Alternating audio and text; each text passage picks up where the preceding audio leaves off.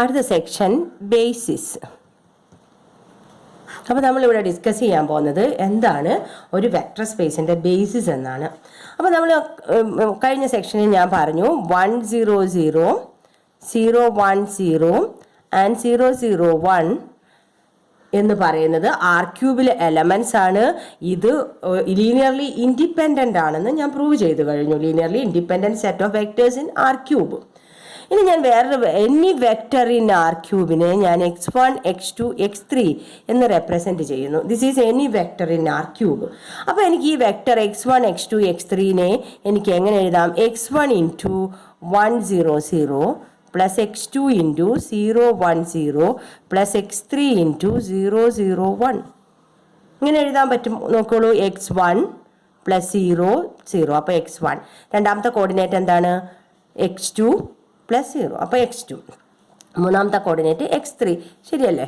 അപ്പോൾ ഇതിനെ ഏതൊരു വെക്ടർ ഇൻ R³ എനിക്ക് x1 x2 1 0 0 0 1 0 ആൻഡ് 0 0 1 എന്നുള്ള ഈ 3 വെക്ടേഴ്സിൻ്റെ ഇതിനെന്താ നമ്മൾ പറയുക? ലീനിയർ കോമ്പിനേഷനായിട്ട് എഴുതാൻ പറ്റും.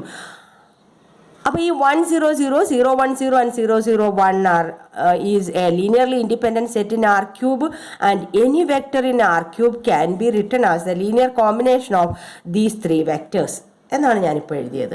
അപ്പോൾ അതിൽ നിന്ന് നമുക്ക് എന്താണ് ബേസിസിൻ്റെ ഡെഫിനിഷൻ എന്ന് പറയാം. അപ്പോൾ ഒരു set B x1 x2 etcetera xn, this is a set of vectors in a vector space വിയിലുള്ള ഒരു സെറ്റ് ഓഫ് വെക്ടേഴ്സ് ആണ്. അപ്പോൾ ഈ സെറ്റ് ബി ലീനിയർലി ഇൻഡിപെൻഡൻറ്റുമായിരിക്കണം. B is linearly independent and any vector in V, any x in V can be written as the linear combination of these x1 x2 etc xn. അപ്പോൾ any x in V can be written as c1 x1 plus c2 x2 etc plus cn xn. ഇങ്ങനെ എഴുതി കഴിഞ്ഞാൽ നമ്മൾ ഈ set of vectors ബിനെ vector space വിയുടെ basis ആണെന്ന് പറയും. അപ്പോൾ ഒരു വെക്ടർ സ്പേസ് വിയുടെ basis set of vectors capital B ആകണമെങ്കിൽ എന്ത് വേണം? ദിസ് ബി എന്ന് പറയുന്നത് this set is linearly independent ആയിരിക്കണം and any vector in V can be written as the linear combination of these vectors. അപ്പോൾ any x can be written ആ c1 x1 plus c2 x2 etcetera plus cn xn. അപ്പം നമ്മൾ പറയും B is A basis എന്ന് പറയും four V. അപ്പോൾ ഞാൻ ഈ സെറ്റ് വെക്ടേഴ്സ് ഈ ഐ ജെ കെ ഇതിനെ R³ എന്താണെന്ന് പറയാം? ഒരു ബേസിസ് ആണെന്ന് പറയാം.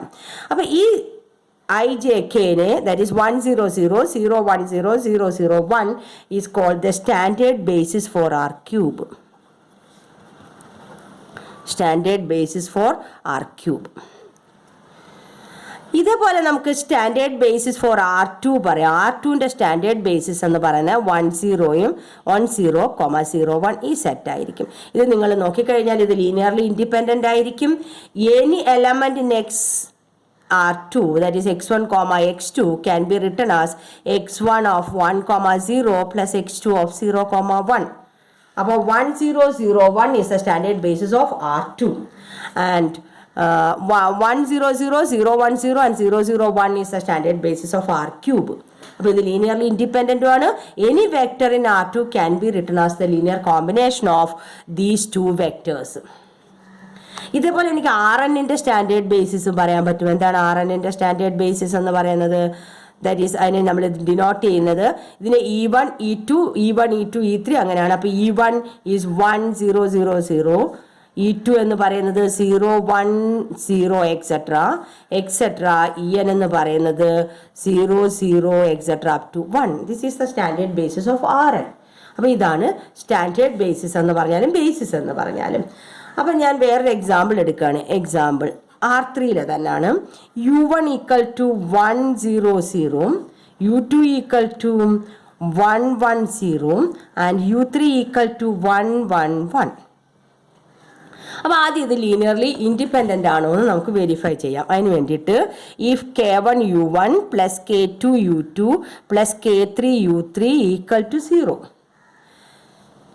that is k1 of 1 0 0 plus k2 of 1 1 0 plus k3 of 1 1 1 equal to 0. ഇതിൻ്റെ ഇക്വേഷൻസ് എടുക്കുമ്പോൾ K1 plus K2 plus K3 equal to 0, അടുത്ത K2 plus K3 equal to 0, last വരുമ്പോൾ എന്ത് വരും 0 plus 0 plus K3 that is K3 equal to 0. അപ്പോൾ K3 0 ആകുമ്പോൾ ഇവിടുന്ന് എന്ത് കിട്ടി? വിച്ച് ഇംപ്ലൈസ് K2 0 ആണ്. K1ഉം K2ഉം K3ഉം 0 ആണെങ്കിൽ that implies K1 equal to 0. അപ്പോൾ K1 K2 K3 0 ആണ്. Therefore this U1 U2 U3 this set of vectors is linearly independent. ഇനി നമുക്ക് പ്രൂവ് ചെയ്യേണ്ടത് എന്താണ്? അത് എനി വെക്ടർ ഇൻ R3നെ ഇതിൻ്റെ ലീനിയർ കോമ്പിനേഷൻ ആയിട്ട് എഴുതാൻ പറ്റുമോ എന്നാണ് നമുക്ക് നോക്കേണ്ടുന്നത്. അതിന് വേണ്ടിയിട്ട് let A1 A2 A3 belongs to R cube. R ക്യൂബിലെ ഒരു എലമെന്റ് ഞാൻ എടുത്തു. Then A1 A2 A3 is equal to K1 U1 plus K2 U2 plus K3 U3 എന്ന് ഞാൻ എഴുതാൻ പറ്റുമെങ്കിൽ എനിക്ക് ഏതൊരു വെക്ടറിനെ റെപ്രസെൻറ്റ് ചെയ്യാൻ പറ്റും. That is equal to K1 into 1 0 0 പ്ലസ് K2 into 1 1 0 plus K3 into 1 1 1. therefore ഇത് ഇക്വേഷൻ എടുക്കുമ്പോൾ എനിക്ക് കിട്ടുന്നത് K1 plus K2 plus K3 is equal to A1. Equate ചെയ്യുക അങ്ങോട്ട്. അടുത്ത ഇക്വേഷൻ എടുക്കുമ്പോൾ K2 plus K3 is equal to A2. Last equation എനിക്ക് K3 is equal to A3. ഇതാ K3 ഈക്വൽ ടു ഇവിടെ K1 ഇത് K2 K2 വരും, ഇവിടെ K3 വരും. അപ്പോൾ നമുക്കിവിടെ ലാസ്റ്റ് കിട്ടുന്നത് K3 ആണ്. K3 ഈക്വൽ ടു A2 ആകുമ്പോൾ ഈ ഇക്വേഷനിൽ കൊടുക്കുമ്പോൾ നമുക്ക് എന്താ കിട്ടുന്നത്? K2 equal to A2 minus A3 എന്ന് കിട്ടും. അതിവിടെ സബ്സ്റ്റിറ്റ്യൂട്ട് ചെയ്യുമ്പോൾ എനിക്ക് എന്താ കിട്ടുക? K1 plus A2 minus A3 plus A3 is equal to A1.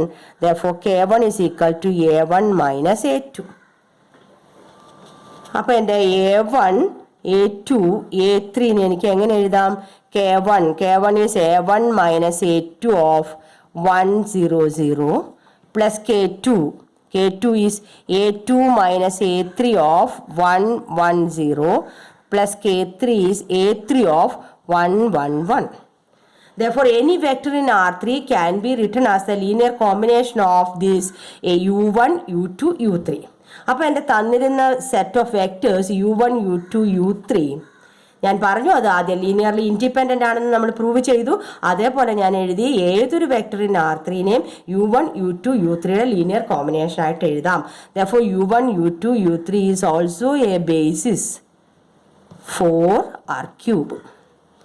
അപ്പം ഞാൻ ആദ്യം R ക്യൂബിൻ്റെ ഒരു സ്റ്റാൻഡേർഡ് ബേസിസ് പറഞ്ഞു. അതാരായിരുന്നു? 1 0 0 0 1 0 ആൻഡ് 0 0 1. ഇത് standard basis of R cube.